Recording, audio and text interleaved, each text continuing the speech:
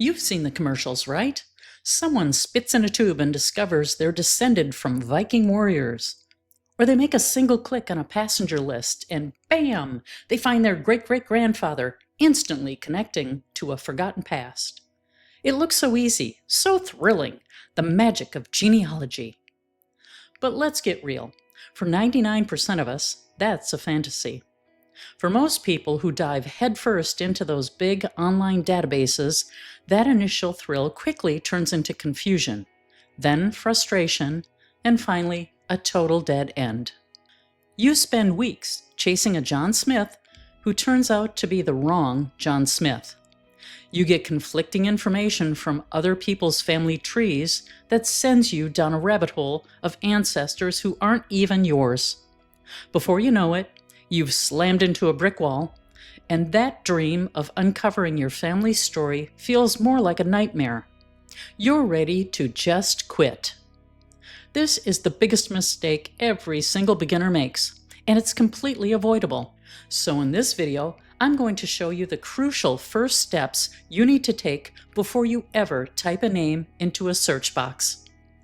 This is the foundation that will turn a wild goose chase into a focused investigation and save you hundreds of hours of frustration. The number one mistake in genealogy is thinking all the answers are waiting for you online. And I want you to know something important. I've been there. I was once a complete beginner too, and I made these exact same assumptions. I thought if I just searched hard enough online, everything would fall into place. It didn't. I wasted time chasing the wrong people and learned some lessons the hard way. And here's the reassuring part. Every single certified genealogist you admire today started out exactly the same way. Confused, curious, and making beginner mistakes. There is absolutely no shame in that. The key is learning how to do it right before you go too far down the wrong path. We're so programmed to want instant information that we jump straight to searching for records, but we do it completely blind. The reality is, the most valuable clues for your family history probably aren't in some digital archive thousands of miles away. They're much, much closer. They're in your own home and in the memories of your living relatives. Jumping online first is trying to build a house without a foundation. It's guaranteed to collapse. So today, we're going to build that foundation, brick by brick, with a simple 3-step process. By the end, you won't just be ready to start your research, you'll be starting it the right way, with a clear map of exactly what you need to find and where you need to look. Your mission, should you choose to accept it, has nothing to do with a computer. It's to become an archivist in your own home.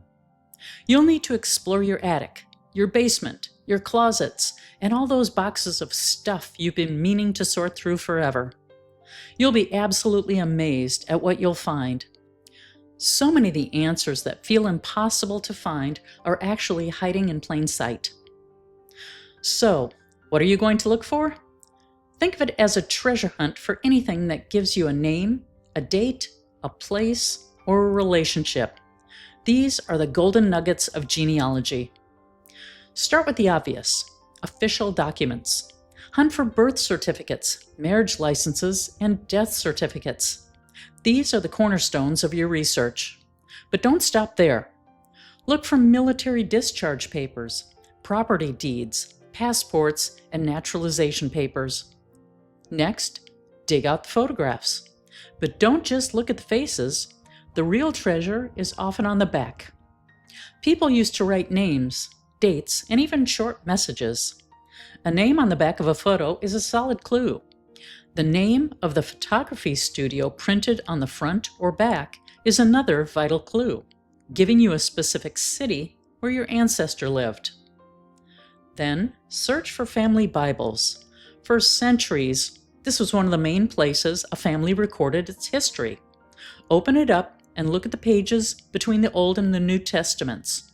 You might find a handwritten list of births, marriages, and deaths going back generations. Don't overlook letters and postcards. These things are time capsules. A letter reveals relationships, daily life, and emotional connections.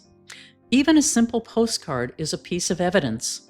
The postmark gives you a date and location, and the message might mention other family members or give you a glimpse into their world. Finally, gather all the miscellaneous items. This includes newspaper clippings of obituaries or weddings, funeral programs, which often list multiple generations of family, scrapbooks, old yearbooks, and even cherished family heirlooms like an engraved locket. Each of these items is a puzzle piece. By itself, it might not seem like much, but when you put them all together, a picture starts to form. You're not just collecting old papers, you're gathering the evidence that will anchor your entire family history search.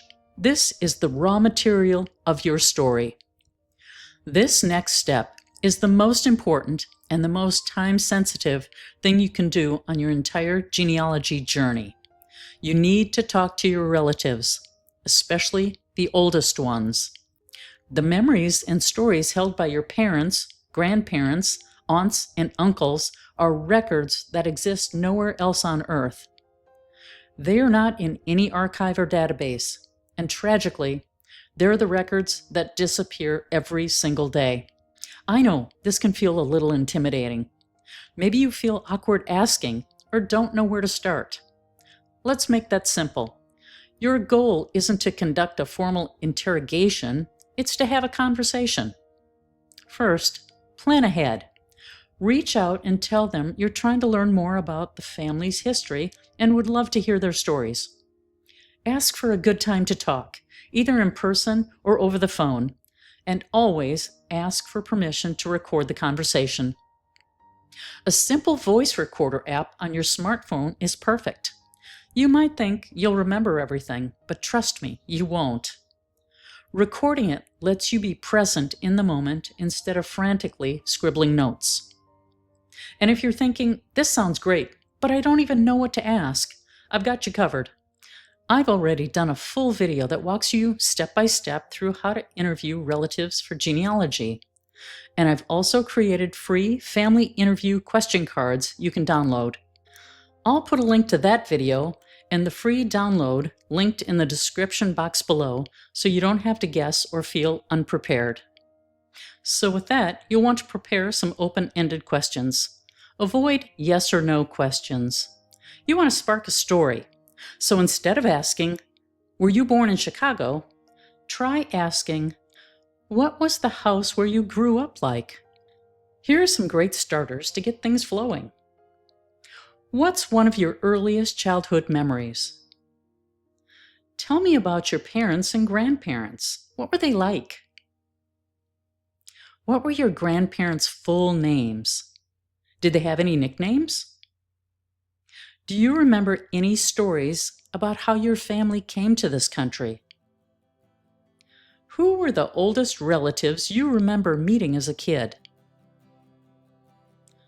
What were family traditions like for the holidays? This can be an amazing way to uncover cultural origins. And here's one of the most important tips I can give you. Your job is to listen, not to correct. If your grandmother says her father was born in 1910, but you found a document that says 1911, do not interrupt her. Just make a note of it. The memory and the story are what's important now. Discrepancies are just clues you can investigate later. Your primary mission is to be a patient, enthusiastic listener. Let them take their time. A pause in the conversation is just an invitation for another memory to surface. This is more than just an interview. It's a chance to connect with your family on a whole new level. You're not just gathering data, you're honoring their life and their memories. Every story, every name, every place they mention is a precious gift. If you're already making a mental list of relatives to call or thinking about that box of old photos in the garage, do me a favor and hit that subscribe button. We're building a community of smart researchers here, and by subscribing, you won't miss what comes next on this journey. Okay, so you've done it. You've searched your home, and you've talked to your family. You probably have a pile of notes, a few documents, and a recording of your grandma telling an amazing story. So now what? All this info is like a pile of fascinating but jumbled puzzle pieces. This step is where we start putting that puzzle together. We're going to build your home base family tree. This is your roadmap.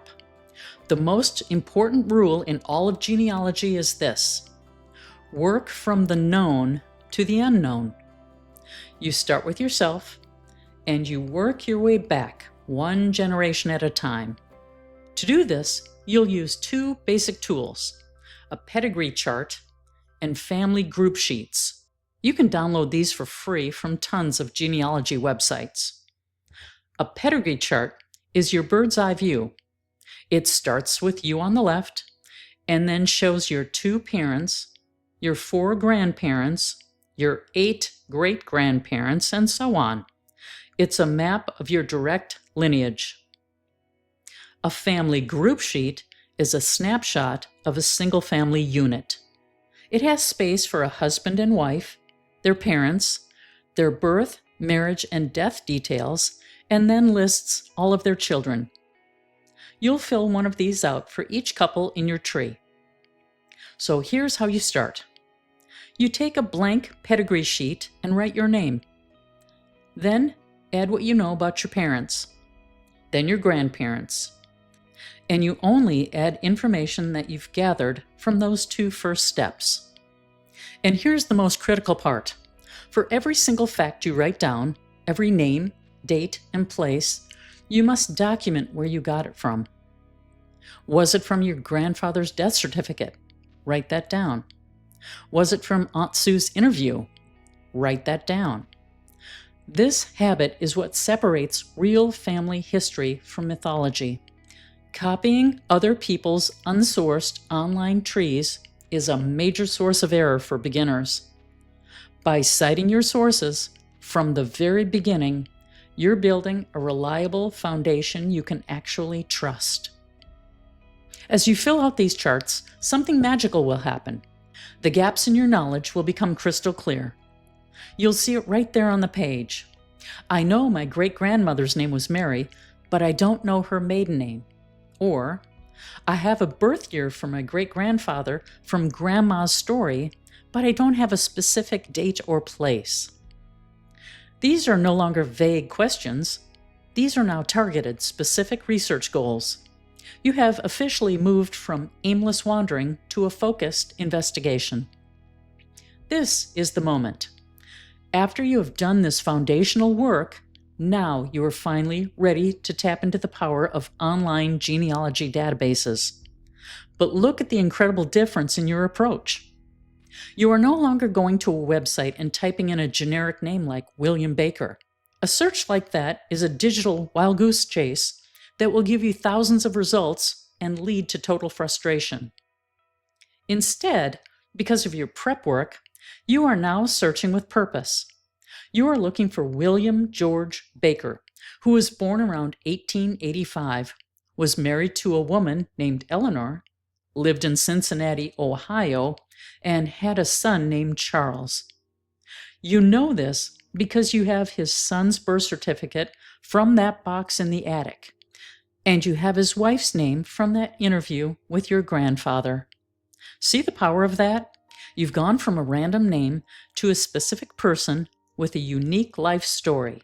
Now, when you search census records, military records, or passenger lists, you have real details to use as filters. You can narrow the search by location, by an approximate birth year, and by the names of family members.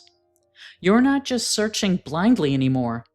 You are strategically looking for records that match the person you have already started to define. So let's put this all together. Before you spend a single second on a genealogy website, you're going to do these 3 things. 1. Become a home archivist, gathering every document, photo, and heirloom you can get your hands on. 2. Interview your family, especially your elders, to capture the priceless stories and memories that exist nowhere else. And 3, build your home-based family tree, organizing what you've learned and identifying the exact questions you need to answer. By following these steps, you're doing so much more than just avoiding the biggest mistake in genealogy. You are fundamentally changing the nature of your search. You are transforming it from a frustrating game of chance into a meaningful, rewarding, and organized investigation. You're building a solid foundation that will support your family history journey for years to come. You are becoming a family historian. If this video helped you rethink how to start your family history, or saved you from making a mistake you were about to make, I'd love for you to be a part of this community. Make sure to subscribe to my channel, give this video a thumbs up, and check the description box for the free family interview question cards and the related interview video I mentioned earlier. And now I want to hear from you. What is the single most interesting or surprising thing you've already found in your own home? A document, a photo, or a story perhaps? Share it in the comments. Your discovery might be exactly what inspires someone else to start their genealogy journey the right way.